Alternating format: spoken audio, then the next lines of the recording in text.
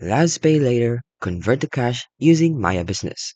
So while it's not possibly able to directly convert Lazada's LazPayLater balance to cash using Maya Business, you can do this in a feature for purchases on Lazada and its balance cannot be withdrawn. So here's what you can do.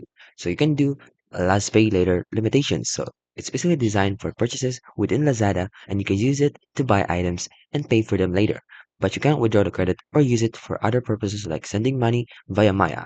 You can also have the Maya Business Focus, and it's focused on facilitating business transactions like receiving payments, paying bills, and managing finances.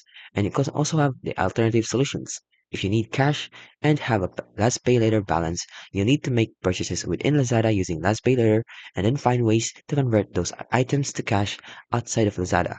This could involve reselling the items or using other platforms for cash conversions, but it won't involve a direct transfer from Last Pay Later to Maya Business. So in conclusion, there's no direct conversions and there's no official or supported method to convert LazPayLater to Maya Business for cash withdrawal.